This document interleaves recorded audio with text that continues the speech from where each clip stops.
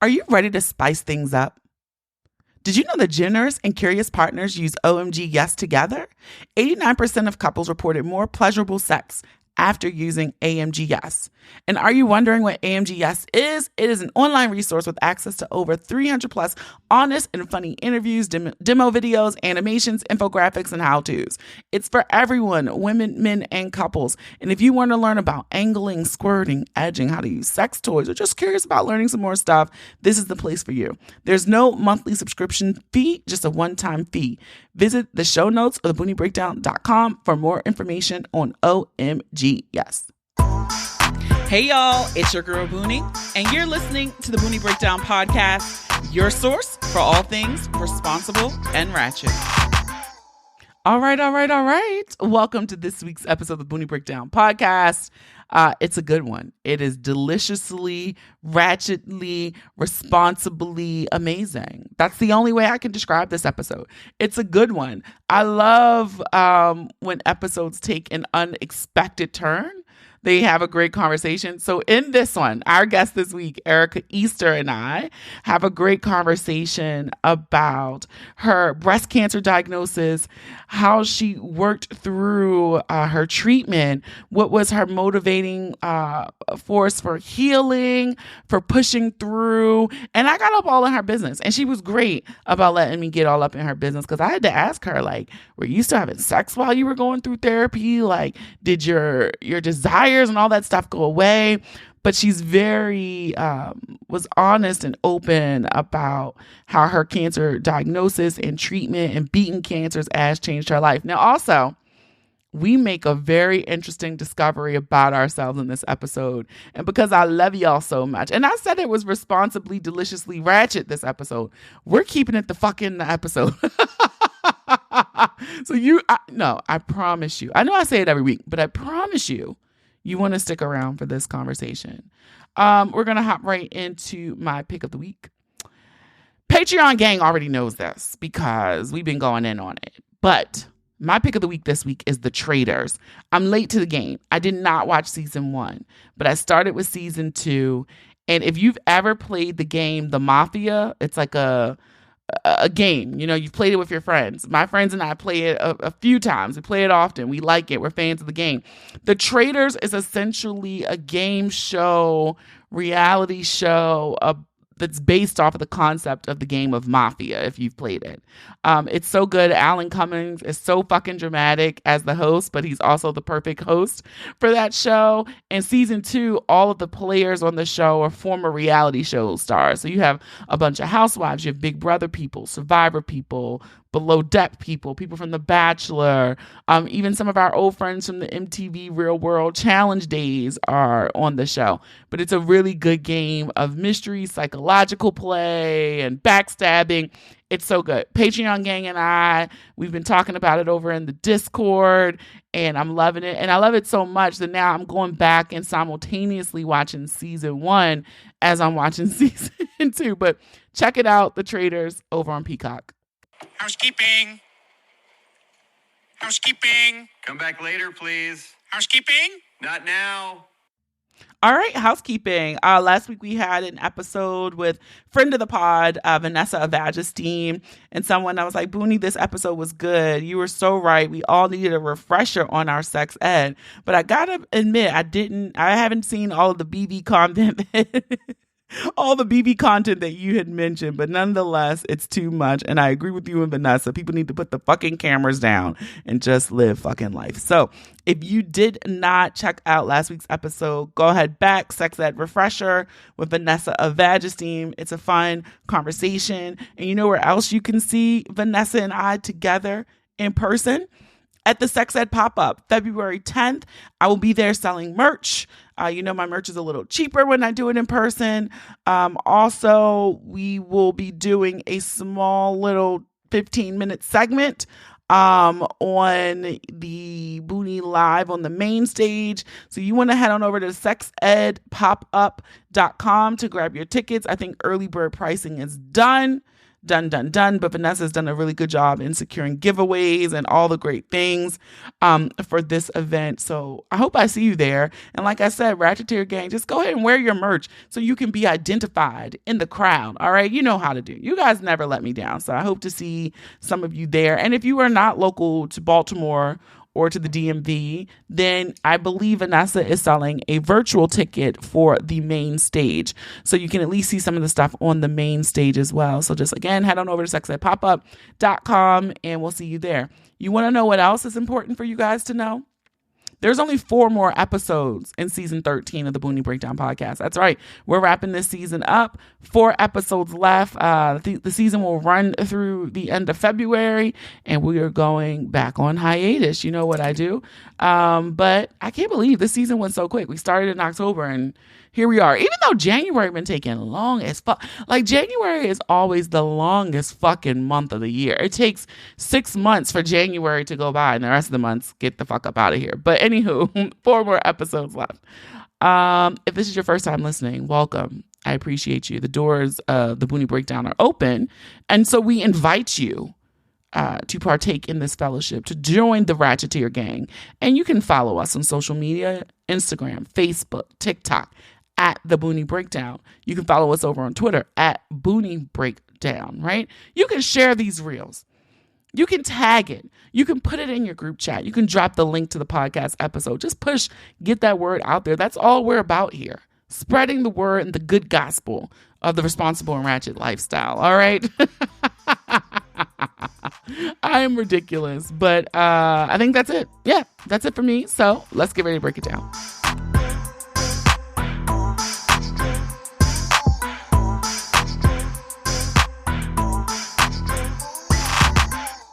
Hey guys, so we're here with a new episode. And I always love when I have new guests and people I know in real life and people who are my sorors. These are all just like check. So welcome Erica Easter to the podcast. Hey girl. Thank you for having me. I'm actually really excited about this.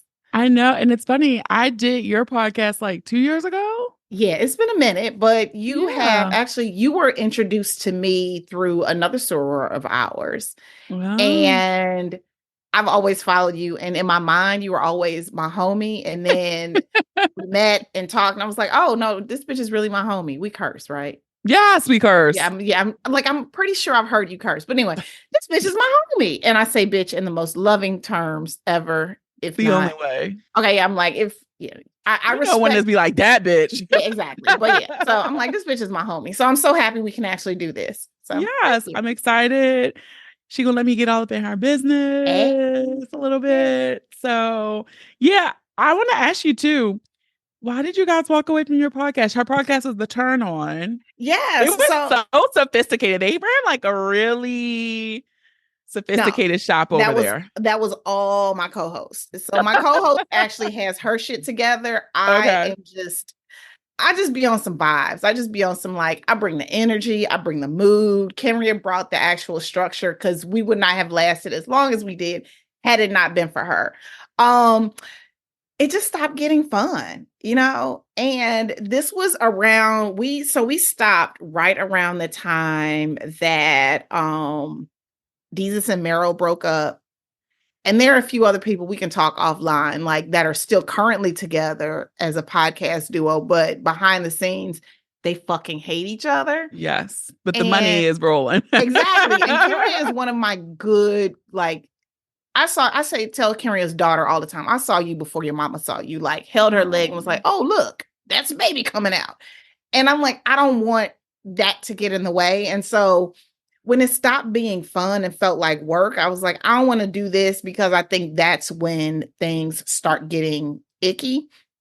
Also, Kenria had some health challenges, and little did I know that I was about to face some health challenges. Literally, the moment I start talking, my dog is like back there. Isn't that naturally how it goes? She's sleeping, and I guess she's like having a whole something happen in her sleep. Tremor. So I apologize. But yeah, so it just got to the point where it just stopped being fun. And, God knows, he knew that I was about to fight, face some shit and needed to focus my attention on me and my health. And so literally our last episode was in September of 2022, and I got diagnosed again with stage 4 breast cancer like later that month. So it was just like, yo, timing, man. Girl, he be knowing. He be knowing. It's the same thing. I've been saying this a lot, and I've been thinking about like, what does the end of this podcast look like? Because I feel like I'm nearing it.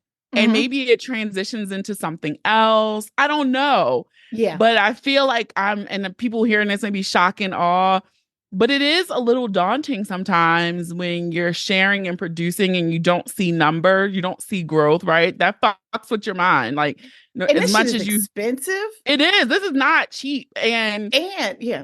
It's not cheap. And so I too took a big hiatus last year where I said, okay, this season I'm doing right now was going to be like, am I going to do it a little longer or I'm packing it up? Because it just starts to wear on you after a while. And like you said, when it starts to become like work, it's not fun anymore. And this was really fun to do. And so been trying to find ways to keep it fun and light for me because I don't want this to feel like a second job. So I will say, for me, I like doing it made me realize that I just want to be talent. And doing the show production, because with our show, we had like each episode was like packaged in like two episodes. Yeah. So we would do the episode where we would read the book. And so we had to find books, which is hard as fuck because we wanted our books to be, we didn't want like shit that was conventionally written. We wanted stuff that was inclusive. The one time we had a guy author on our show, literally like the moment we published the episode, found out the nigga was problematic. So then we're like, oh my, so it's like, so it's hard finding content, and then you got to get it approved, and then you got to read. We would read the entire book. Well, Kimmy would read the entire book. A lot of times I was just like, girl, what is it? Exactly. And so then you read the book, and then you have to like structure the episode. Then you have to find guests. And then we would have to edit our episodes. We would send, we would do transcripts. So then it was just tell the people like it's so much work. Like this piece, great. And I say all the time, if anyone's listening and they want someone to podcast for them, and I have the backing of like a network, by all means, drop me in. A network could be a game changer, honestly. I just said this in another episode with somebody. Like a network could be a game changer. I mean, for me, that probably would put the fun back. It would take some of the pressure off. But yeah. So timing, your life. You walked away from podcasting because you had a breast cancer diagnosis. And it's the second one, am I correct? Yeah. So I was initially diagnosed with breast cancer in December of 2019. So I go home to visit my family in St. Louis every year. This story is I tell a lot of stories, so we're going to be in here for a minute. Let's go. So I go home to visit my family every year for Thanksgiving, and I make it a point to get back here to DC home. And on Saturday, I'm like, I want to beat all the traffic, all that, all the horrible airline traffic. So I get back home on Saturday. Saturday mornings, I'm on the first flight out. I get home. I'm in bed by like 10 a.m. every Saturday after Thanksgiving. That particular Saturday, got home, showered, changed, crawl in bed. I don't know what the fuck I was doing. I think I was probably about to masturbate or something. That sounds about right. Touched my titty and felt a lump and was like, what the fuck? So I live in a house. Kenria, my co-host, lives upstairs. So I literally like in pajamas, put on a robe, knocked on her door, like, feel my titty. Like, there's something weird here. Find out it's cancer. Like, it just blew my fucking mind. Had no idea. Like, I don't have a family history of cancer. Actually, what I felt in my breast wasn't even a cancerous tumor. It was just a cyst. But when they did the ultrasound, my doctor knows me. It was like, Erica, she's anal. She ain't gonna go for just the mammogram. So she's requested a mammogram and ultrasound. Mammogram came back clear. They were like, looks fine, but we're going to do the ultrasound because your doctor requested it. The ultrasound showed cancerous, showed cells in my breast in a different area. So again, God be knowing. He was like, bitch, I got to get your attention. This is how I'm going to do it. So that was like all around the holiday season. And then I had my double mastectomy scheduled for January 30th of 2023. Okay. 2020. Child. Okay. So January 2020, had my double mastectomy scheduled.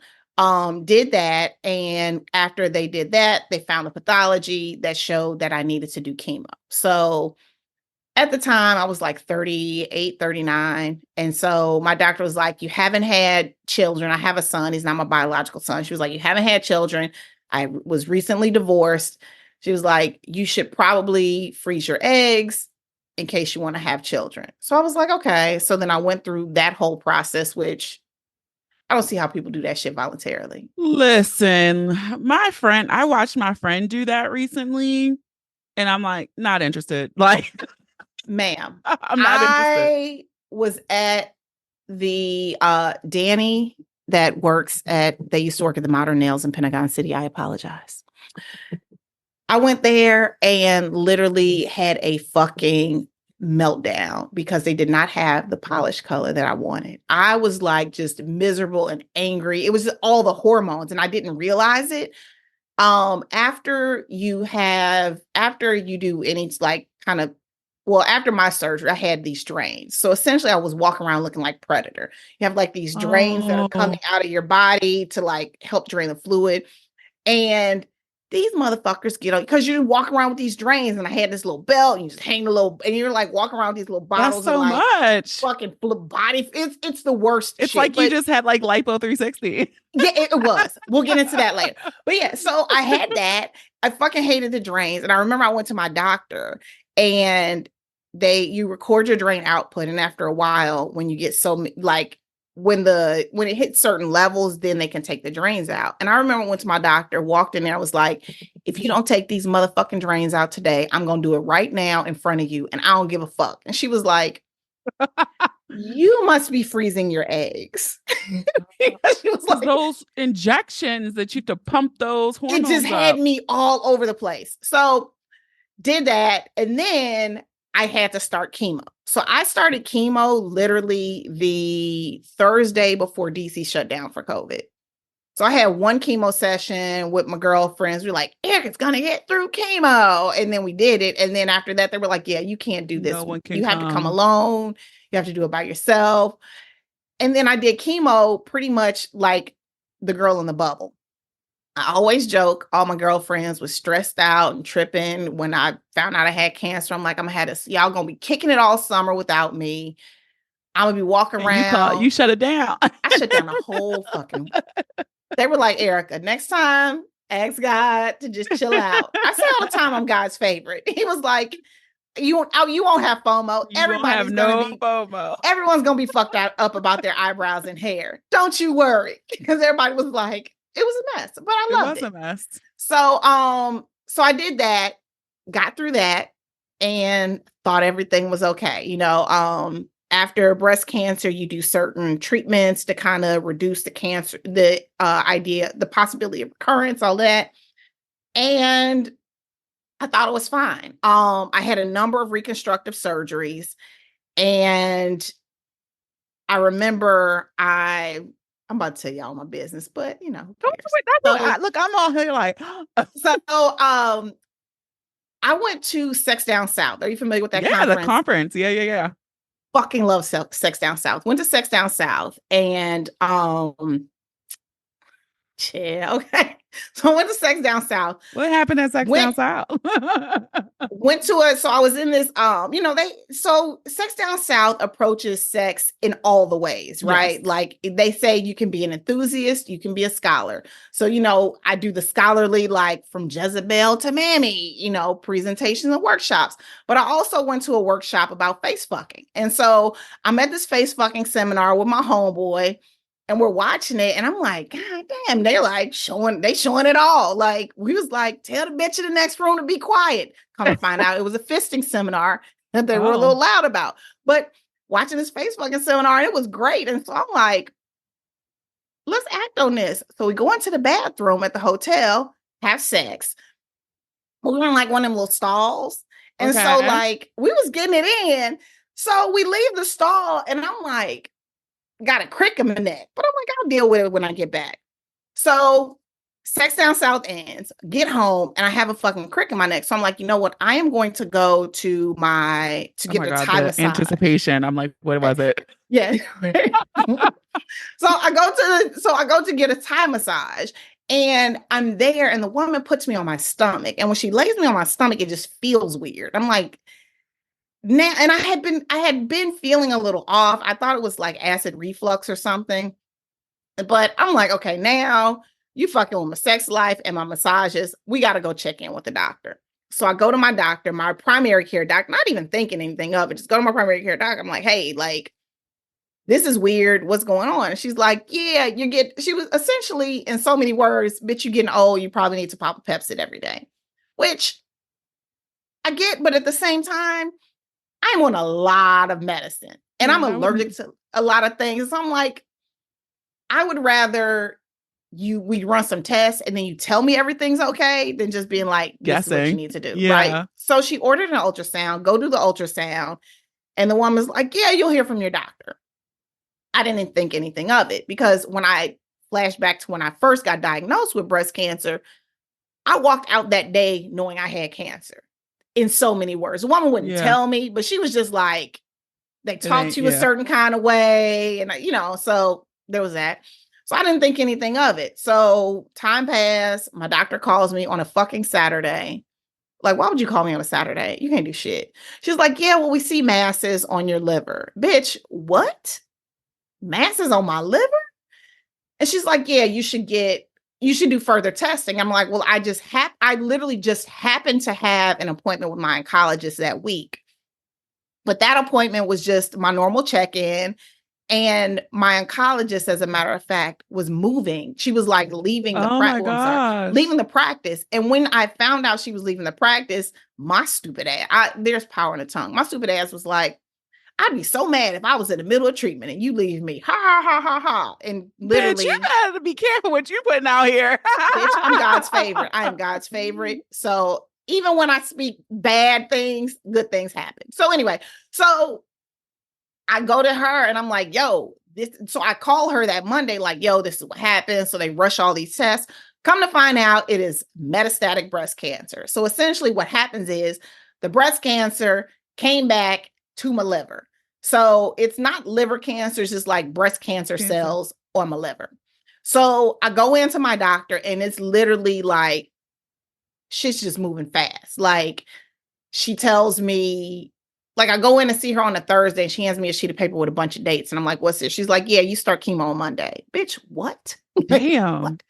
And I went to Howard. So this was literally like Howard homecoming weekend. So I'm like, and it was my line's 20th anniversary. So we're supposed to be like out, like kicking it, turning up. And I am just like feeling like I'm on death row because I'm starting chemo on Monday.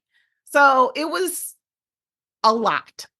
And everything moved so fast that I couldn't even like take anything in. Like one of the things you hear a lot with cancer survivors is there's so much support at the beginning, but when you're finished, everyone assumes that you're good. You're good. That's when you fall the fuck apart. I literally was just reading this article, and this was a couple weeks ago. And it was saying how this person was making a case for why they should stop ringing the bell at the end of chemo, because they were saying like it's become this big thing that people share it on social media. So when they see you ringing the bell, everyone's like, oh, they're all clear. They're good. Great. We're done. That is like when the your hell support starts. they were like your support system unravels because everyone has symbolized ringing that bell with we're done. I'm gonna survive. I'm gonna live. And that happened to us. Our like chapter president, she rang the bell. She had pancreatic cancer. Oh, that's a rough one. But she rang the bell. Everybody's like, yay. And a month later. Yeah. So it was so after reading that article, I was like, I could see why one would make that case. Yeah. And so I had to do chemo twice. The first time I did chemo, I didn't ring the bell just because I don't want to say it wasn't a big deal to me, but like it was just like, okay, this was a thing.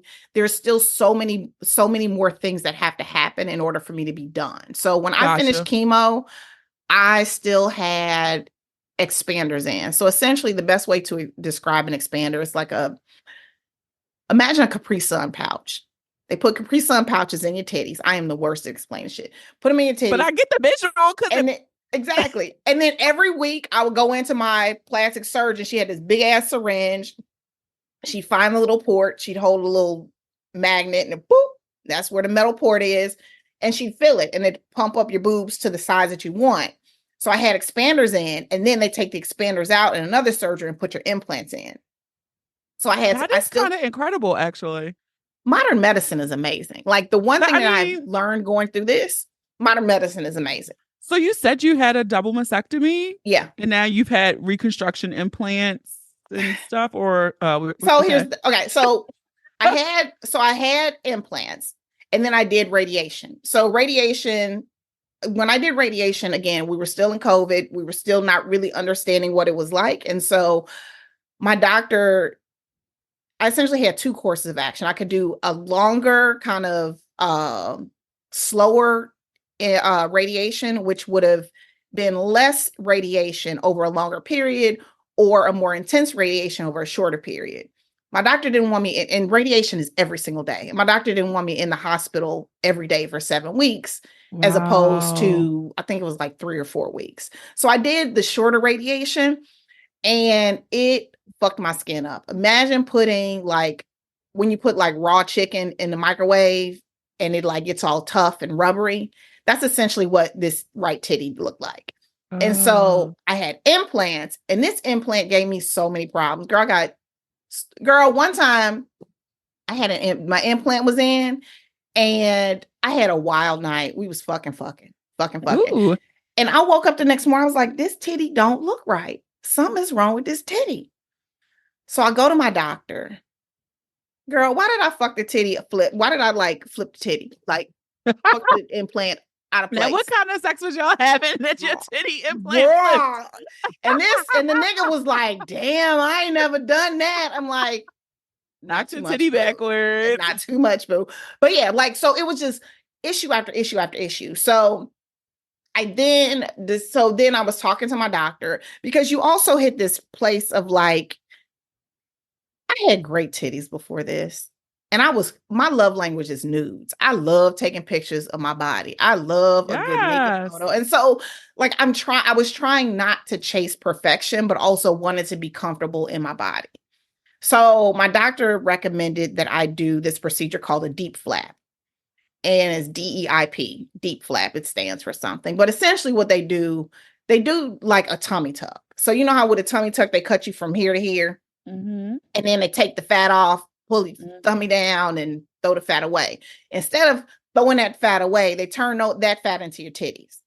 So they took out my implants, and now I'm like a member of the itty bitty titty committee, because although I was like, I've been training for this moment all my life, because I did have a good amount of tummy fat, but not as much, not those voluptuous D's that I had before. And so we then did a deep flap, which essentially took the stomach fat and turned them into my breast. So I no longer have implants, and I just have titty fat, stomach fat as my titties, which you prefer the implant? Huh? You prefer the implant? I prefer the look of the implant. I don't prefer the issues that come with all of it. Gotcha. And thank God I'm finally getting feeling back to my titties. I was like, I was to ask you that, because you talking about fucking. So is there sensation there if someone is playing with your nipples or something? It's all decorative at this point. Girl, they be going to town. I'd be like, I hope you're having a good time, because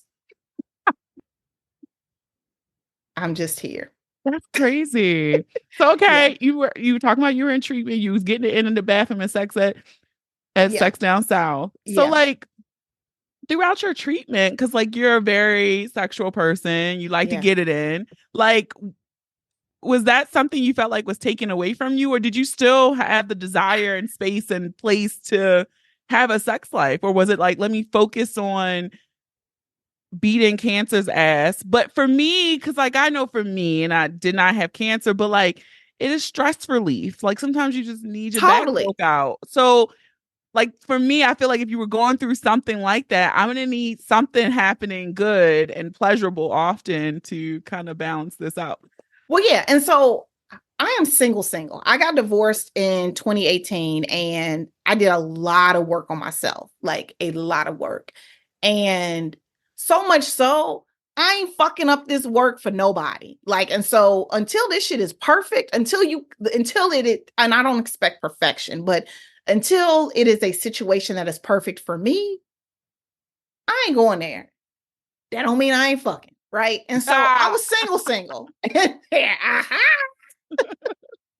And so for me, I definitely was having sex, but going through this provided me got me to a level of just freedom that the sex is amazing.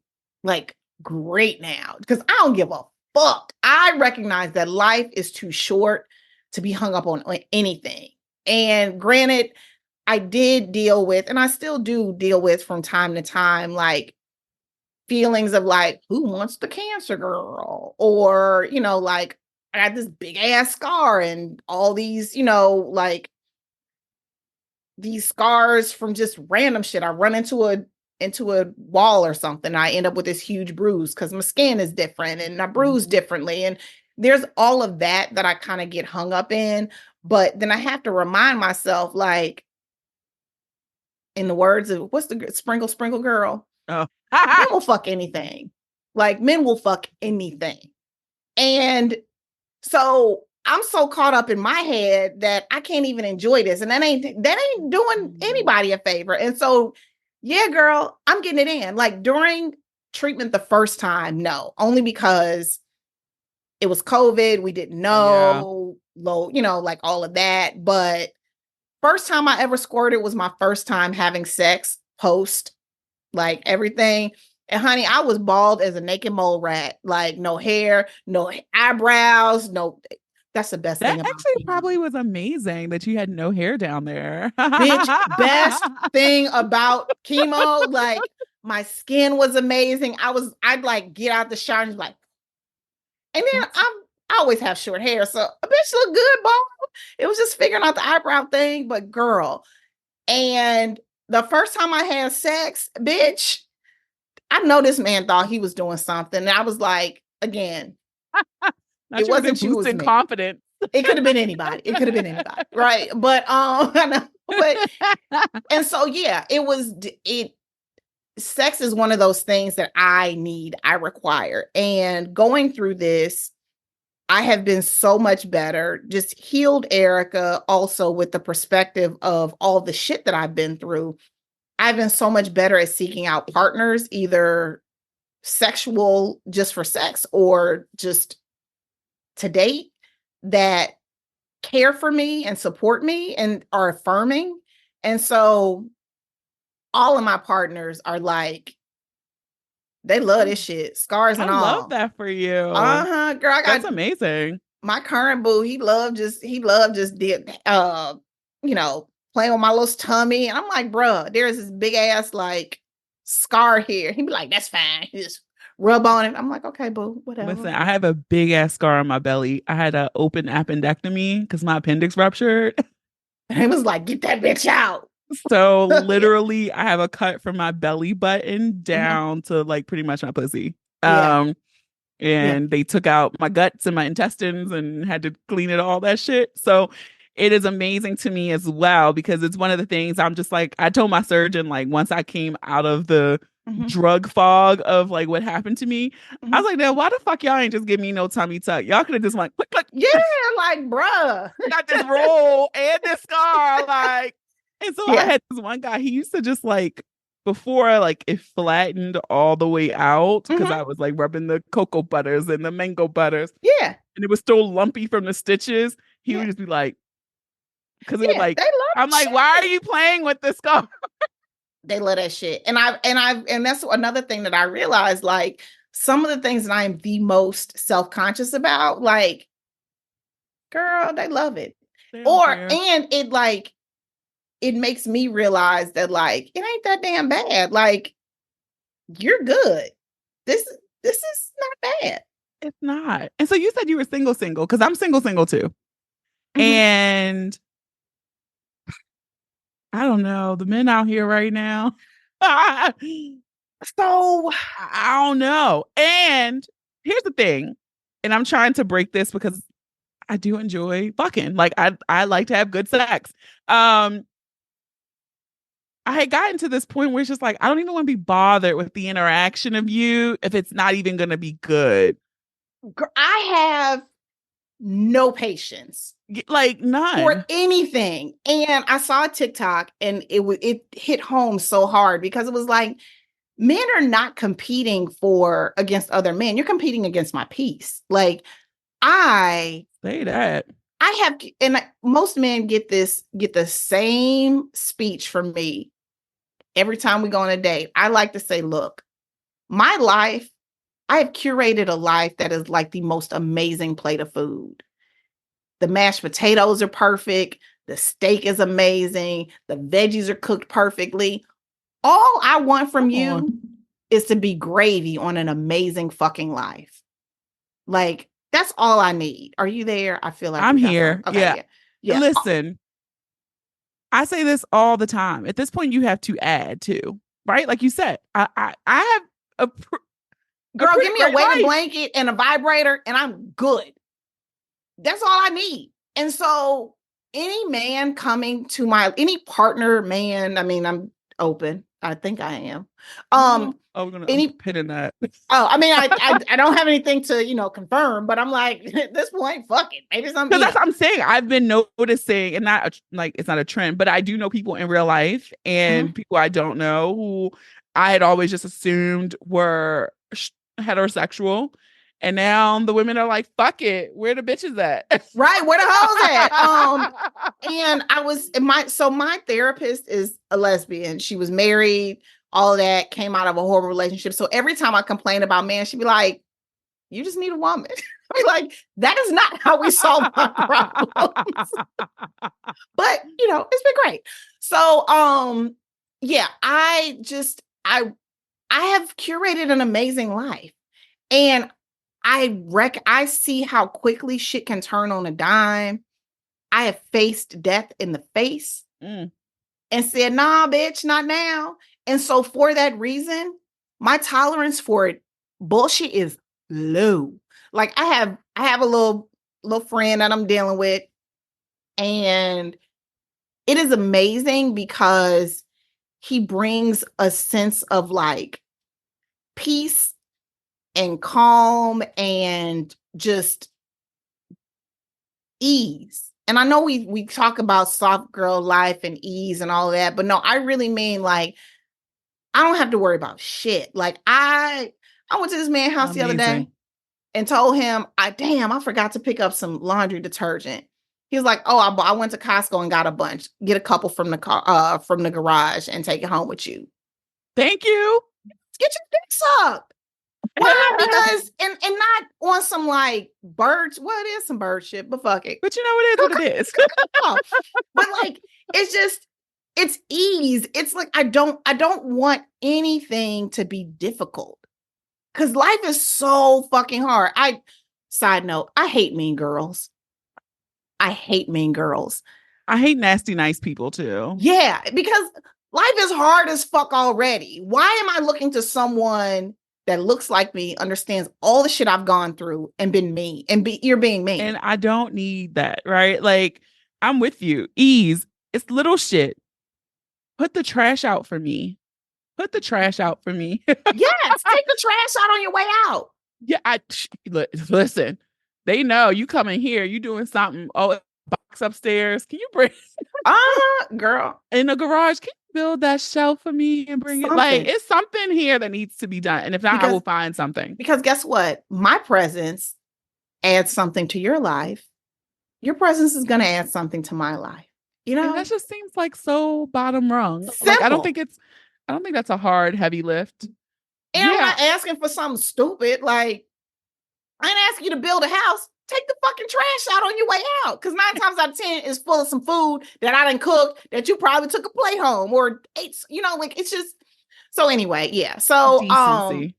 My tolerance for anything is so low. I was actually talking to my therapist about this recently because I don't even do spirited conversations with my girlfriends anymore. Like, I have a group chat and some of it's trauma where I'm just like, I avoid all conflict, but some of it is just, I don't want to.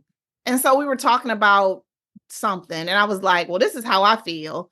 And it was something that we all had a lot of, you know, there was a lot of opinion and very varied opinion. But at the same time, like, all right, well, y'all know how I feel. This is just some hypothetical situation. Ain't got shit to do with nobody. So call me when y'all start sending dick pics to the group again, because I am out, you know? So It's just, I want ease in everything. I'm with you. I wholeheartedly support anyone who can make my life better. Yep. Make it more joyful, more fun, more pleasurable. I'm all in. And that's how I want that out of every relationship. Every relationship I have. I mean, one of my girlfriends told me, she was like, when I'm with you, I feel free. And to me, that was like the highest compliment that I could get. And I want to make sure that not only am I imparting that upon people, and that's the thing that I bring, but each relationship that I have brings a little bit of something like that to me. You know, like it may not be washing powders, it may be something different, but like, it's just, I want to make sure that I have a beautiful life. I want a delicious life. I want a succulent, delicious, juicy mango juice running down your hands. So good. You slurping in public. Don't give a fuck what people thinking about life. Like that is what I want out of life. That sounds fucking amazing to me. Shit. And that's what we building. That's what we building. Right. And I have curated. I mean, like I'm looking around my office right now in my house. This is the house I moved into after I divorced. Every single thing, with the exception of my son's room, which is a whole nother situation. Every single thing is there because I want it there. That is what I want, is how I look. I mean, so I remember when you moved into your current place and you were talking about all the things. And I'm like, I know that feeling so well because it's just, this is mine. This is my space. This is my den. Yeah. And I that's what I'm with. Like, I always tell people when they come over and they're like, oh my God, your house is so comfortable. And like, it feels like a hug. And I was like, that's literally what I said to the designer for spaces that I use to design. I was like, I want people to come in here and feel like they're being hugged. I want it to be warm. I want it to be comfortable. This is why I don't be outside like that, because it's too damn it's cool in here. It's all this money I spent on this spot. I need to get my damn money's worth. Shit. Exactly. So no, I'm rocking with it. Yeah, it's funny because you were talking about pleasure, like, and I was just saying, like, I've been struggling with it because I want all the orgasms, but I really don't want to deal with some of these men. Like, I just don't want the interaction. And so I literally just sent, and I haven't done this in a while, but I literally just sent a friends with benefits proposition to somebody like, look, can we just make this work? Girl, I had in this capacity. No, because so I go through these moments where I get on the apps. Baby girl. I get on the apps and then I'm on the app for like a day and a half. Me too. And I'm like, oh, no, delete. Because one, I'm getting like haze from niggas that I already know. Or I don't know why my Zoom is doing that. I need that's so cool. You got the fancy features. I need to anti-black girl it because I talk with my hands and then it's always like doing shit. And I'm like, how does that happen? But anyway, so it's someone that I've already fucked with or am kind of currently fucking with. And then they're like, hey, I see you. You see me. And I'm like, but this is weird. Just block me and act like you don't see me. Or it's like somebody that I keep seeing on the apps. And I'm just like, you know what? So anyway. Now that you say that, I'm going to ask you a name after we stop. We may be Eskimo sisters. Put a note down. Put a note down. I'll put it in the chat. Let's see. Okay.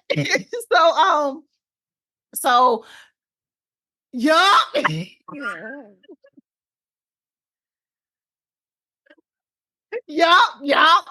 Okay. And he do good work.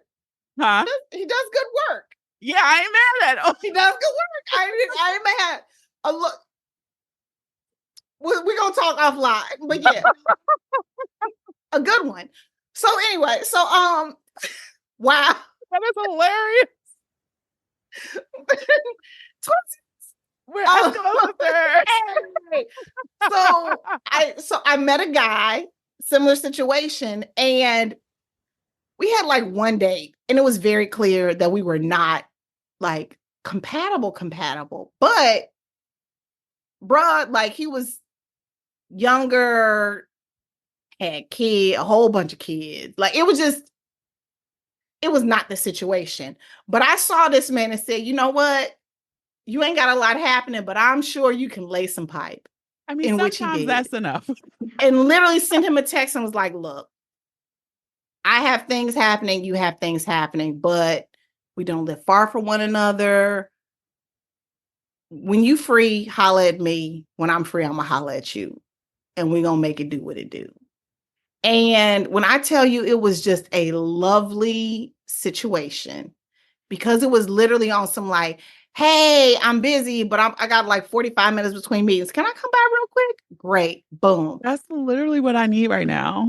And it was perfect. And we didn't even because also I think I don't say we as in you, but like I think we're taught that like relationships are supposed to be our everything. I'm the first person to tell you my friends are my soulmates. Like 1,000%. Like it's the one thing Carrie Bradshaw was it? No, it was Charlotte who said it. It was the one thing Charlotte said, like, you know, we're each other's soulmates, and maybe these guys are just people to date from time to time. Whatever she said. Exactly. 1,000%. And so I don't need I can get hugs from my girlfriends. I can get one of my best friends. We do amazing vacations. I can get all of the other things. Sometimes I just want some dick. I need to be tossed, licked, and rubbed down, and feel a pendant dangling in my face. I just want to be hitting my head with a charm. Exactly. That's all I want. And the rest I can get from my girlfriends. And I don't need this one person or this man to come in and be my end all be all. And once I got comfortable with that, bitch, the pussy was just. Because I had to ask my gynecologist. Ooh. I said, I'm not going to say her name because I want people in my business. Dr. So-and-so, something's wrong with me. And she said, what? I said, I feel like I have the hormones of a teenage boy. I want to have sex all the time. And she's like, it's nothing wrong with you. That's nature. Like, she said, your ass is getting old. Your body's like, you got one last chance. Get pregnant. So she was like, that's why your hormones go crazy as women age, because your body's preparing for menopause. And I'm like, oh, thank you for an explanation, because I literally want to have sex all the time. And now, so you're hit with these teenage hormones. You got real money. You got your own place. Bitch, this is a fucking recipe for disaster. I hope you taking your birth control, but we're doing something, because my hormones. Or if not, fetus deletus. I problem with that either. Listen, but yeah, I'm really I had to ask her, because I was like, this can't be right. And she's like, no. She's like, and you're not even 40 yet. Yeah. She's like, just gonna keep going. And I'm like, it gets worse. She's like, yeah, no, your sex drive, women's sex. She's like, it's gonna keep going and go. I'm like, oh my God, I can't take it. I did not know that's the reason, but I'm totally for it. That was her biological explanation as to why our hormones rev up, because your body's last ditch effort. Nope. No, thank you. I'll pass. No, thank you. My I have factory has shut down. I have a girlfriend who's a pastor, and she always tells me, she's like, the clitoris was made by God. He intended for it to be for pleasure. And I always say that to women as they think about like the whole having babies. And I'm like, it's literally the only thing it does. Literally, it is there. It's not to feed anybody. It's not to nourish you. Well, it nourishes you in other ways. But that's all it's for. Yeah, no, I totally agree. Yeah. So all that to say, you're healed. These niggas not shit. Yeah, yeah, exactly. Healed, niggas ain't shit. We're Eskimo sisters. There's that. Yeah. What a funny revelation. And it's funny because I was like, didn't I think I was going to bring it up now, but I was going to ask you only because I saw you like his picture one time. Oh, okay. You know, I had to stop. So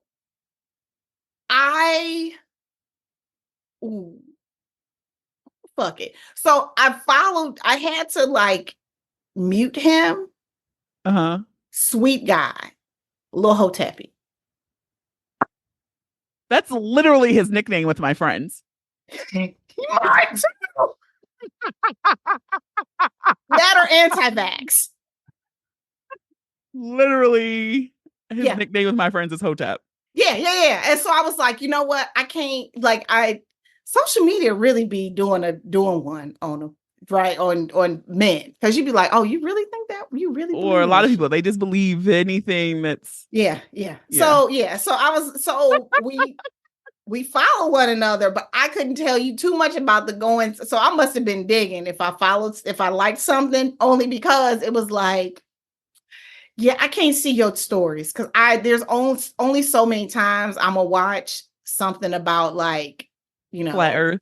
Because I'll be like, I literally have. This is so terrible to say out loud. Don't judge me, y'all. I literally will debate flat Earth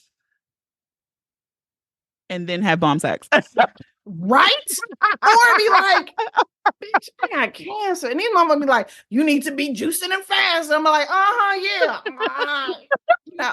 Oh, yeah, because baby, I'm not gonna convince you of anything. So you just do your thing. I'm gonna do mine. You're gonna enjoy this. But my Sagittarius nature, I'm like, send me more videos. I hate it. I can't do it about myself. And I indulge it. But yeah, I don't believe it at all. That is so funny. Yep, he was hilarious. Okay, mm-hmm. Yeah. Oh my god, that is so funny. Literally, any of my friends, I'll be like, "That's his nickname." Yeah. Mm-hmm. Yeah. Okay. But damn, he can. Yeah. Let's have a moment. Claps for it.